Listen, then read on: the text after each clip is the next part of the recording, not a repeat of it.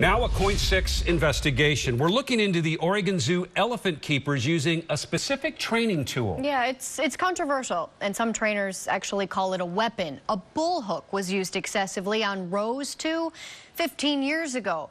But the question is, what has changed since then? The abuse on Rose 2 led Oregon state legislators to rewrite animal abuse laws. It got rid of the need to prove that there is, in fact, pain in animal abuse cases. Investigative reporter Carla Castaño has been looking into why the zoo continues to use the bull hook. And Carla, you found several other zoos have abandoned that tool. They have. I started digging into this issue after going through the elephant's medical records from the nonprofit group In Defense of Animals. That's after I requested the elephant's medical records and 2008 Oregon Zoo bond information from the government agency Metro, which oversees the zoo. They quoted me $17,000. While the nonprofit group only had records from 1999 to 2005, I found a lot of information, raising even more questions about the continued use of bull hooks on the Oregon Zoo elephants.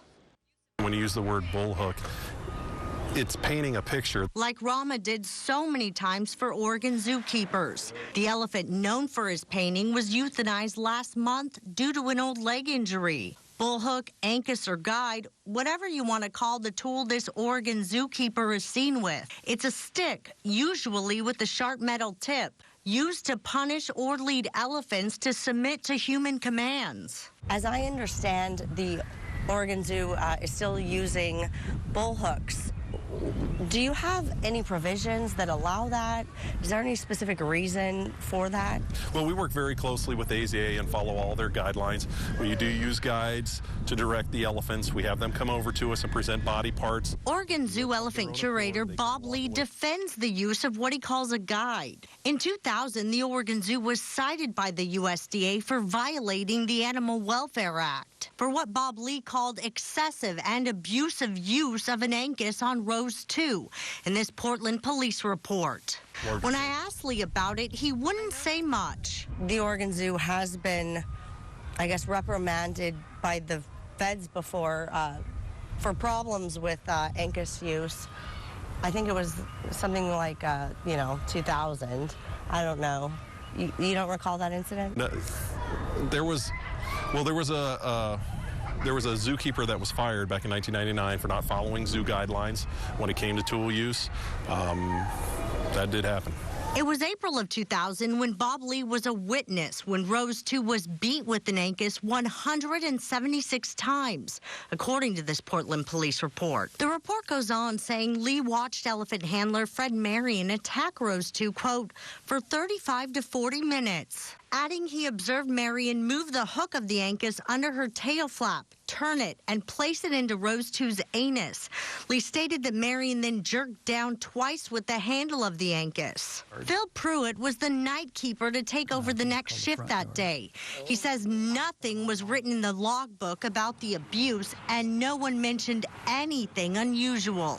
I wasn't informed that I should be looking anyhow. Pruitt tells me the bullhook abuse Rose 2 suffered was not reported to the zoo veterinarian until 2 days later. The Oregon Zoo will not comment, but Pruitt adds zoo managers knew about Marion's abuse on the elephants even before the Rose 2 incident. This was a guy who had his skull fractured by an elephant in that barn. Pruitt says Fred Marion, the elephant handler who brutally beat Rose 2, as laid out in this police report, had been injured badly by Tamba, another female elephant, and not long before he attacked Rose 2. Pruitt says when Marion came back to work in the elephant exhibit, he was what elephant keepers call hook happy, meaning he used the bull hook excessively. I think it would have been incumbent on the zoo to remove that individual from the barn knowing that he was hook happy, because it was he was counseled on it. This police report shows the senior elephant keeper knew there was a history, telling detectives he had to counsel Marion at least a dozen times in the past 18 months for inflicting hook injuries on various elephants. Even after this extreme case, I discovered a zoo vet found Angus wounds causing issues like an abscess on Shine's trunk. It was only located by a zoo vet after a zoo visitor in 2002 complained, causing the elephants to be checked for bullhook marks. The medical records from 2002 reveal he also reported that one of the elephants, the baby, presumably Chendra, shielded away from the Angus that was used near her. A vet spotted bullhook injuries on Rose 2, Shine, and Pet. A year later, the records tell us Pet may have sustained new Angus contact injuries today as keepers communicated poorly with each other about commands being given, and Pet was reprimanded in the process. Longtime elephant trainer Margaret Whitaker helped develop the protected contact elephant training model. She says it does not include bullhooks. When we're behaving aggressively with these tools that are really weapons that are designed to hurt and frighten the elephants, then sometimes they say enough. Whitaker says using positive reinforcement training methods are a much better technique. She tells me protected contact means the keepers don't go into the cages or elephant yards without a barrier, and they don't use tools like a bullhook or a guide. It's catching on. Currently in California, there's proposed legislation to make bullhooks illegal, and several U.S. zoos have stopped using bullhooks. I've talked to some other zoos, and they say protected contact works pretty well. You don't want to use it here? We have what's called welfare-based training. We have elements of protected contact. There is a barrier in place. So it's not the word, it's the program. So looking at our program, people who didn't know what the words meant or the definition behind it might say we're in protected contact. But Whitaker says the Oregon Zoo can't truly be practicing the protected contact elephant training model and be using bullhooks. This, while Pruitt tells me if the elephant keepers are going to share space with an elephant, they have to have a bullhook. And he says an inexperienced keeper next to a 13,000-pound elephant can easily be heavy-handed.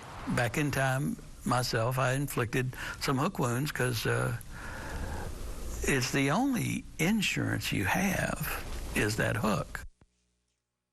A trainer that I talked to out of Tennessee, she says that elephants have a really long memory. You probably heard that old phrase before, an elephant never forgets. Well, she says that's the exact reason why a bullhook just doesn't work when you're training an elephant, because you can't use it for two reasons, not to lead and to punish, because once an elephant has been hurt by a bullhook, she says they're always going to be intimidated by it. They're going to be tense, and she says that can create a volatile situation.